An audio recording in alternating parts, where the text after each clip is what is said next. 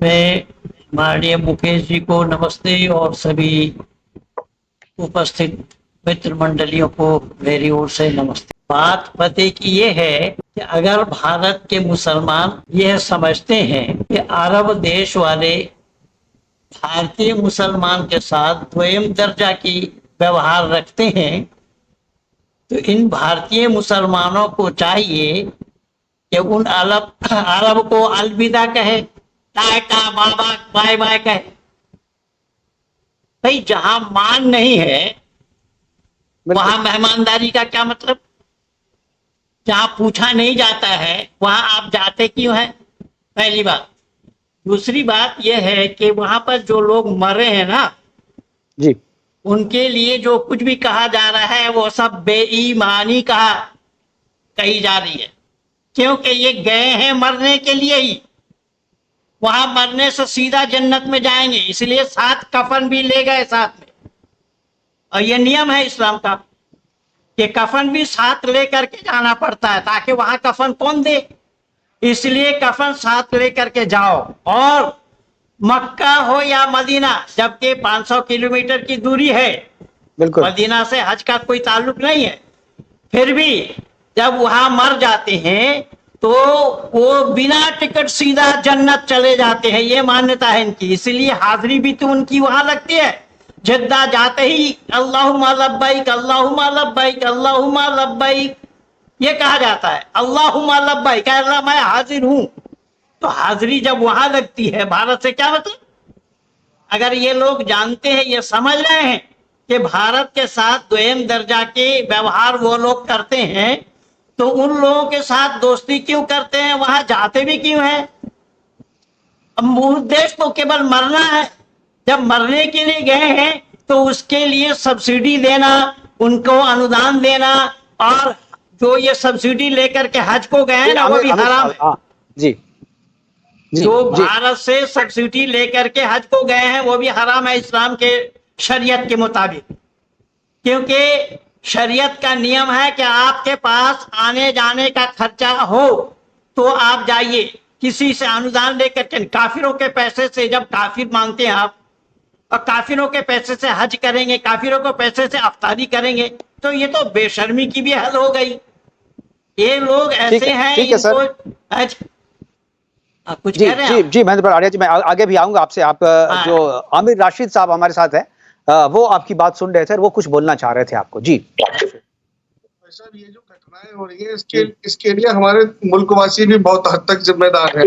हज करने और जो अन्य इस्लामिक राष्ट्रों से लोग आते हैं वो युवा स्थिति 30 साल की उम्र तक के लोग आते हैं, और हमारे देश से जो हज करने जाते हैं वो 40 साल 50 साल 60 साल ऐसी उम्र में जाते हैं वहां पे, और वहां जाकर इतनी शदीद गर्मी और इस सब चीजों का सामना करते हैं, तो वहां जाकर उनको मुश्किलात पेश आती हैं। और इसके लिए कहीं ना कहीं जो लोकल ट्रैवल एजेंट है हमारे, जो देश में काम करते हैं हज टूर कराने का, वो भी जिम्मेदार है।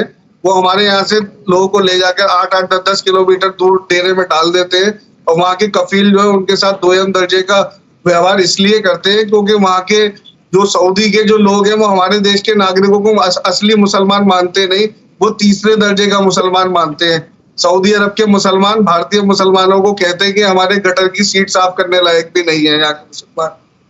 बिल्कुल, ये यही बात मैं भी कह रहा था। यही बात है ये, लेकिन ये अपनी यही बात ये साहब अपनी जुबान से कह रहे हैं, हमें कहने की आवश्यकता नहीं है और रावत जी को भी कहने की आवश्यकता नहीं है, ये अपनी जुबान से कह रहे हैं। आपकी की बात करते हैं, बिल्कुल सही। हमारे साथ हाजी नाजिम है, हज करके आ चुके हैं। मैं जरा इनसे पूछूंगा, चूंकि हज करके आ चुके हैं हाजी साहब आप, तो आप बच के आ गए, अच्छी बात है, आप बच के आ गए वहां से। ये जो बात जो महेंद्रपाल आर्या जी कह रहे हैं, जो राशिद साहब कह रहे हैं, आप उससे इत्तेफाक रखते हैं? हाँ मुकेश भाई, देखिए जिस तरीके से भी महेंद्र जी और हमारे आमिर रशीद भाई अगर बात कर रहे हैं तो मैं इनकी बातों से ना इत्तेफाकी रखता हूँ। इनकी कोई भी बात मैच नहीं होती है सऊदी एयरलाइन से।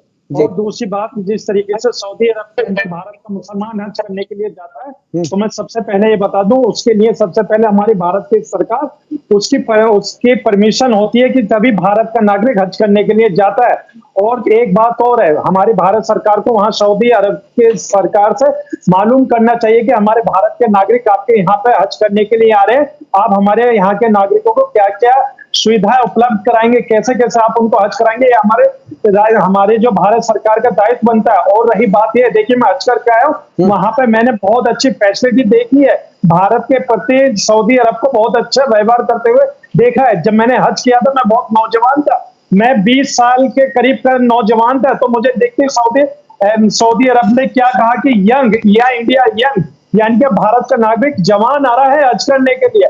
तो देखिए मुकेश जी, वहां पर हज करने की जो प्रक्रिया है बहुत ही अच्छी है, लेकिन जिस तरीके से हमारे भारत के अंदर के जो लोग हैं जब जाते हैं 60 प्लस 80 प्लस की उम्र में जाते हैं, तो मैं ये कहना चाहता हूँ उनके साथ उनके नौजवान बेटा या घर का कोई परिवार ऐसा साथ जाए ताकि उनकी मदद कर सके, क्योंकि वहां देखिए नफ्सा नफ्सी का आलम होता है, वहां हर कोई अपने हज करने की तैयारी में लगा रहता है मुकेश भाई।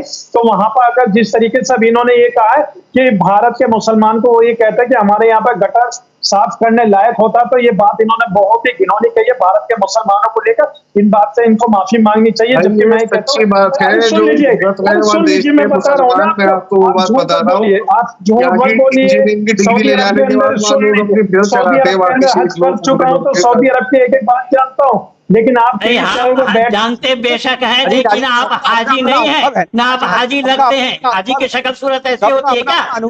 ये राशिद ने बिल्कुल ठीक बोला है, हाजी की शक्ल सूरत ऐसे होते हैं क्या? हाजी ऐसे कहा जाते हैं? अरे जाओ पहले सीख कर क्या हो, आपके चेहरे पे तो रौनक तक मिली है। और माशाल्लाह देखिए मैं कह रहा हूँ वो दाढ़ी में हाथ करो, दाढ़ी में हाथ करने से बात नहीं बनेगी। हाजी की शक्ल सूरत ऐसे होते हैं, आप बताओ, खुद बताओ।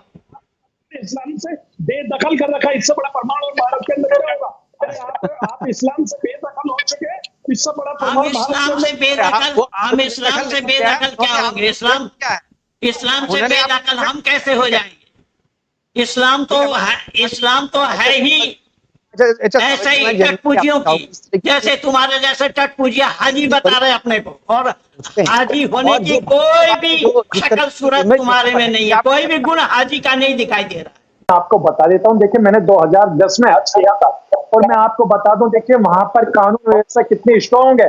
अगर वहां पर अगर जाम लग जाता, सड़क पर अगर जाम लग जाता, तो जिन पुलिस वालों की ड्यूटी नहीं होती, सिर्फ 2 पुलिस वाले वहां का जाम खोल देते। हमारे यहाँ पर पूरा इतना पुलिस प्रशासन होने के बाद वो जाम नहीं खुला पाते। अगर किसी नेता की एक वही बात है, अपनी बुराई आपको करनी है, किसी भी तरीके से अपने देश की बुराई करनी है तो आप इसमें भी कर लो। ये मुकेश जी, मैं आपसे ये पूछना चाहता हूँ कि इन साहिबानों से पूछिए या उलमाए दीन से पूछिए, इस्लाम जगत के आलिमों से, कि जब ये जिद्दा पहुंचते हैं, जिद्दा पहुंचते ही इनको अल्लाहुम्मा लब्बैक अल्लाहुम्मा लब्बैक ये कहना पड़ता है, अल्लाह मैं हाजिर हूँ। भारत में इतनी हाजिरी इनकी नहीं लगती, इनकी हाजिरी लगती है वहां पर।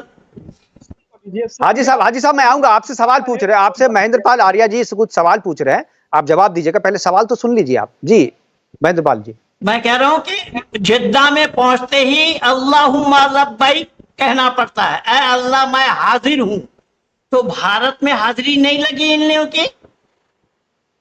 भारत में हाजिरी लगना संभव है? आपके सवाल का जवाब दे दूं?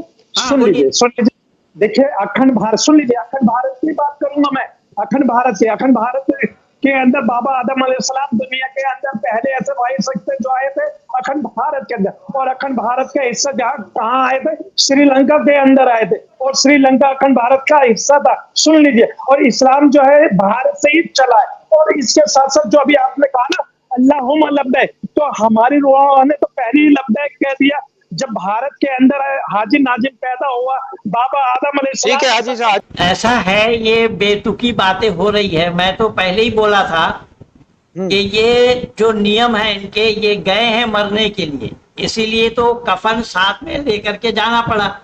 कि इनकी मान्यता है कि वहां मौत होती है तो बिना टिकट सीधा जन्नत में जाते हैं, बिना टिकट जन्नत में जाने के लिए वो पहुंचे हैं। तो अब मर गए तो उनके लिए क्या? ये जो आदम चिल्ला रहे हैं ना, मैं पूछता हूँ आदम के बायां पसली के हड्डी से बिना हॉस्पिटल, बिना नर्सिंग होम, बिना इंस्ट्रूमेंट, बिना दवा दारू के महिला कैसे बना दिया गया? बोलो, जहाँ हज करके आए हो तुम। अरे सुन लीजिए, मैं आपको सारी वो अरे चीजें बता दूं जो आप जो मुफ्ती बने बैठे तुम्हें हैं ना, पता ही नहीं है, ABCD का पता नहीं है। आप इस तरीके का भरम भारत के अंदर फैल रहे हैं, ये बंद कर दीजिए। अल्लाह का शुक्र अदा करता हूँ कि आप लोग इस्लाम से बेदखल हो गए, क्योंकि आप लोग अपने इस्लाम का गलत पर्चा पसंद कर रहे थे। आप इस्लाम को बदनाम करने की कोशिश कर रहे थे। इस्लाम तो बदनाम है ही। इस्लाम तो हम क्या बदनाम करेंगे, इस्लाम तो बदनाम है ही, तुम्हारे जैसे हाजी लोग बदनाम कर रहे हैं। दुनिया वालों, आप लोगों ने सुना अभी सुदर्शन न्यूज चैनल का प्रोग्राम, और वो बहुत इतना छोटा ही प्रोग्राम था। अभी एक हाजी साहब क्या कह रहे थे, 2010 को हम हज करके आए हैं। हाजी की शक्ल सूरत ऐसी नहीं होती है, उसके जो नियम कानून है उसको मानना पड़ता है। हाजी पैसा रहने से हाजी, पैसा है तो हज करके आया, जबकि वो सरकारी अनुदान से गया है। सरकारी अनुदान से गया तो उसका हज ही पूरा नहीं हुआ। अच्छा, रही बात, मैं इसलिए कूदा हूँ कि ये हज़रत आदम अलैहिस्सलाम की बात कर रहे हैं कि हमारा इस्लाम का बाप आदम आया श्रीलंका में, जबकि श्रीलंका शब्द गलत है। तिब्बत बताया, इरारात पहाड़ बताया गया है क़ससुल अंबिया में। तो खैर, लेकिन मैं निवेदन कर रहा हूँ, जिस आदम की बात ये कर रहे हैं, जिस आदम को अल्लाह ने बनाया, और बताया जाता है कि आदम को मिट्टी से बनाया और उसमें रूह फूंक दी, उसको छींक आई, अल्हम्दुलिल्लाह कहा, और फरिश्तों ने यरहमुकल्लाह कहा। तो आदम का मन नहीं लग रहा है तो अल्लाह ने बायां पसली की, आदम की बायां पसली की हड्डी से आदम की पत्नी को बनाया। मैं इस हाजी से पूछना चाहता हूँ, और संपूर्ण उलमाए दीन से पूछना चाहता हूँ, इस्लाम जगत से पूछना चाहता हूँ, एक पुरुष की बायां पसली की हड्डी से हड्डी तोड़कर महिला बना देना, कि औरत बनाना अल्लाह को नहीं आता? और बिना हॉस्पिटल, बिना नर्सिंग होम, बिना इंस्ट्रूमेंट के महिला कैसे बन जाना संभव होगा? इसी सवाल का जवाब ये हाजी ले आए। और ये जो हज करने की बात बोली जा रही है, जो वो लोग मरे हैं उनके प्रति जो हमदर्दी दिखा रहे हैं, हमदर्दी दिखाने की कोई भी आवश्यकता नहीं है, क्योंकि वो गए हैं घर से मरने के लिए। वो मरने के लिए ही घर से गए हैं, क्योंकि घर से कफन लेकर के भी जाना पड़ा कि वहाँ मौत हो जाए तो सीधा बिना टिकट सीधा जन्नत में जाएंगे। जब वो जन्नत पहुँचने के लिए गए हैं तो उनकी हमदर्दी काहे की है, किस लिए उनके लिए चर्चा हो रही है? अब वो मरे हुए को कहाँ फेंके, कैसे फेंके, वो तो जिम्मेदारी उनकी होगी। जिस इस्लाम के बारे में ये हाजी साहब बोल रहे हैं कि इस्लाम में बाहर कर दिया, जिस इस्लाम में भाई बहन की शादी हो, वो धर्म है? क्या है उसको धर्म का कहते हैं? उसको धर्म कहा जाएगा? और वैसे ही एक दो नहीं है, हज़ारों बातें ऐसी हैं जो मैं अब तक इन 41 वर्षों में बोल रखा हूँ। पूरा यूट्यूब भरा पड़ा है, देखे वहाँ पर सारे मुफ्ती मौलाना घुटने टेके पड़े हैं। मौलाना अरशद मदनी मेरे सामने आने के लिए तैयार नहीं है। इसी सुदर्शन न्यूज़ चैनल में उनका पुतला रख करके 13 दिन लगातार कार्यक्रम किया। दुनिया वाले देखे हैं, जाने हैं, सब जानते हैं। तुम क्या जानोगे हाजी?